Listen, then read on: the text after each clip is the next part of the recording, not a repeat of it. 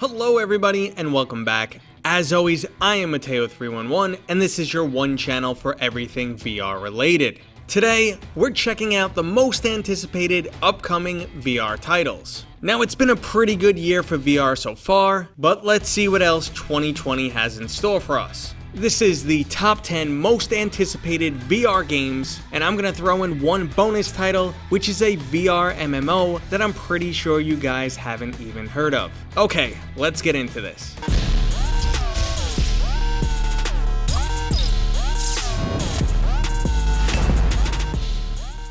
Now our first title is After the Fall, and this comes to us from Vertigo Games, the same studio that created Arizona Sunshine. Now they're back with another post-apocalyptic title, which takes place in a frozen wasteland that was once Los Angeles. You'll be battling hordes of mutants with up to 3 friends in this online co-op first-person shooter. Now we already know that Vertigo Games can deliver based on their success with Arizona Sunshine, and it looks like they're trying to top themselves in every way possible. Co-op has been expanded to 4 players. They're introducing a crafting system and some pretty insane bosses. They're also promising endgame content and replayability. It does feature a narrative campaign, which is stated as being longer than Arizona Sunshine's, and this game also features crossplay between PlayStation VR, the Oculus Store, and Steam VR. There's no current release date for this title, but it is listed as releasing this year.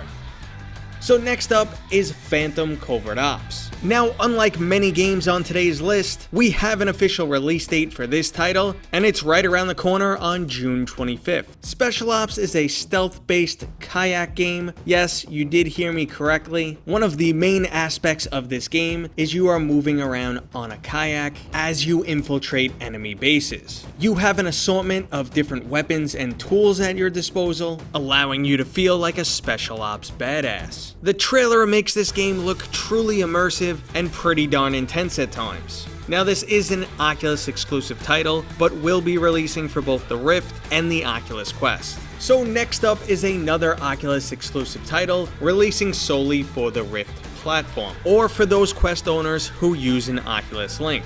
This title is Lone Echo 2, the sequel to one of the best story-driven VR titles. In Lone Echo 2, Jack and Liv are set to return, and this time you will be traveling past the boundaries of time itself as more of the Lone Echo mystery is revealed. The production value on the original Lone Echo was top notch, and I have some truly high expectations for this game. Now this game was originally scheduled to release in the first quarter of 2020, but the global pandemic has basically ruined everyone's release dates. We're still expecting to see the game this year though. Next up is the last Oculus exclusive title on this list, and that is Medal of Honor Above and Beyond. When it was announced that Respawn Entertainment was working on a VR title in conjunction with Oculus, the majority of people, myself included, were expecting a Titanfall game. But instead, we got a World War II shooter and a return to the Medal of Honor franchise. Now this is a single-player shooter with a story-driven campaign set to take place on land, air, and sea, which has you battling through a war-torn Europe. After Titanfall 2 and Star Wars Jedi Fallen Order, Respawn Entertainment has proven to me that they can deliver an amazing single-player campaign, and while I might have wanted big mechs, I'm equally excited for this title. Now again, we have no official release date, but Respawn did make a statement recently saying that the game is still on schedule for a 2020 release. So next up is Lo-Fi, the cyberpunk dystopian world future cop title. In this game, you'll be policing the Lo-Fi, which is a street name given to the human population not allowed to join the virtual reality that most people live in now. And there's also a population of AI robots who were also left behind from joining the AI singularity. Now, this is a single player title with a completely non-linear world. How you spend your time is completely up to you, with options such as patrolling the skies, handing out police tickets, spending time in an arcade, or even going to a casino to gamble. Now, this game does also appear to have some RPG elements and an array of weapon upgrades. Now, Lo-Fi actually ran a successful Kickstarter campaign, making nearly double the money they requested,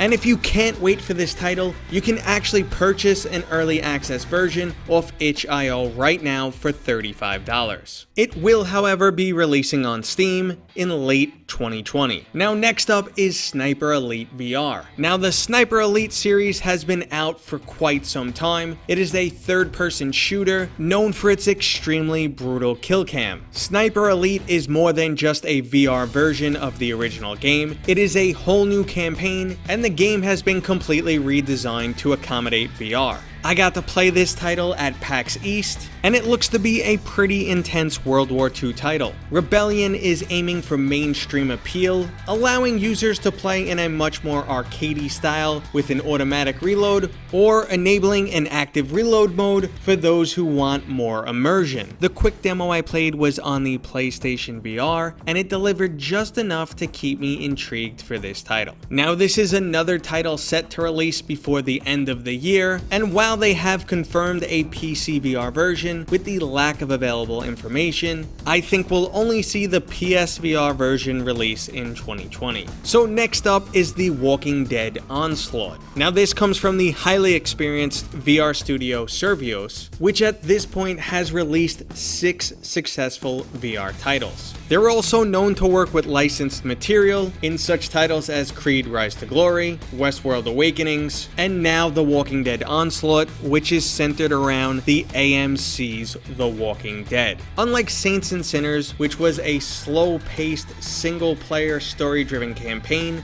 The Walking Dead Onslaught appears to be a much more action-oriented title and does have online co-op support. Survios is leveraging what they learned from Creed Rise to Glory, Raw Data, and even Sprint Vector to deliver a game with both amazing melee combat and excellent gun mechanics. You will be taking on the role of characters from the AMC's Walking Dead, and each character has unique perks that you level up over time, and of course we'll get to see some iconic weapons. For those who are disappointed by the slow pace of Saints and Sinners, or if you just wanted to bring a friend, it looks like Onslaught is the title for you. Again, we're just looking at a mysterious 2020 release date, as this is another title that should have released by now. Now, next up is Vertigo 2, and this is another single-player shooter, which I like to describe as Rick and Morty meets Half-Life. There is a playable demo available on Steam, and I've actually played through it multiple times. The attention to detail is just absolutely amazing, and it has an excellent balance of quirkiness and truly engaging gameplay. You can see the inspiration from the original Half-Life titles, which are games that I've recently replayed, and they hold up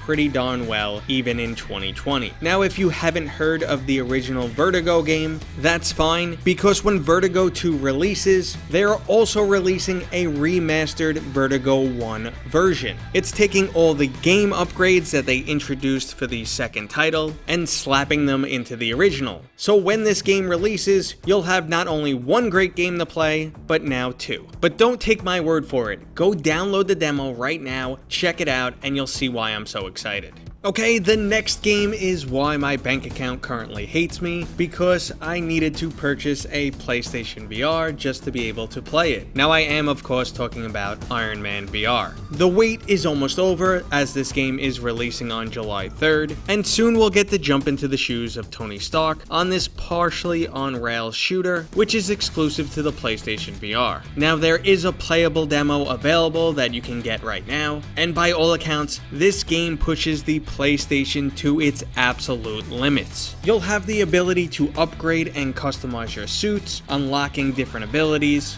and from the looks of it, the storyline will be compelling and truly intense. Now, being Iron Man is obviously a dream for many of us, and it's one trip I'm definitely going to take. Okay, so next up is Population 1, and this is a Battle Royale title coming to PC VR, the Oculus Quest, and PlayStation VR with cross cross-play amongst all platforms. Now, the developers have been pretty quiet regarding this title for quite some time now, but private beta testing is going on. You could see information regarding the number and hours of play sessions being updated on their website, and their beta access comes with a pretty strict non-disclosure agreement, so I'm not expecting to see any leaks. Population 1 appears to be truly unique, allowing you to climb anything, fly, and even build structures. They're also promising some single-player missions to allow you to practice and battle some drones, and overall it looks like a pretty wild title. Now, I'm going to make some speculations regarding the studio's silence, and I think it simply comes down to how fragile VR multiplayer games can be. Multiplayer games, especially VR ones, live and die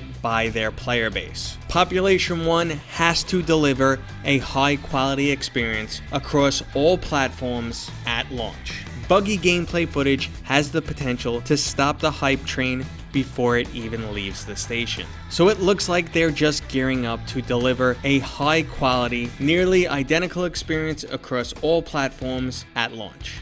If they can pull it off, and the game is as exciting as it appears, then we have a true winner on our hands. Currently, their biggest competitor would be Virtual Battlegrounds, and after 2 months, that game is struggling to maintain a player base. Okay guys, so last up is my bonus title that I mentioned, which is actually a VR MMO. Now, this game was actually announced back in March, and I've been stalking it ever since, hoping to get any more information, but unfortunately there's very little to be had. This game is called Archgate Pride and Accomplishment, and it's set to be a true live service VR MMO. I'm unbelievably pumped for the overall concept. Its goal is to deliver a true role-playing experience like you'd find in a traditional tabletop game, but with the added immersion of VR. It's looking to do away with the traditional grind fest that you see in today's title, and replace it with truly memorable experiences and mechanics that make you feel a true sense of accomplishment. They plan to employ game masters for their live service, so experiences will be handcrafted for you, and it's basically everything I ever wanted rolled up into a nice VR title. The only thing I'm not sold on yet is that third-person perspective. While it may make the overall world more beautiful and immersive, I feel like there'll be some overall immersion lost when battling large creatures. The first time you ever experience a larger-than-life enemy in VR, it is truly imposing, and I'm just concerned that might be lost in third person. And the only other thing I'm upset about is this game definitely is not releasing in 2020, and I don't think we'll see anything until late next year. Okay guys, that was the top most anticipated upcoming VR titles. Let me know in the comments if I missed any, and if you enjoyed this video, don't forget to give it a thumbs up, and if you're new here, consider subscribing. Okay guys, I'll see you on next time.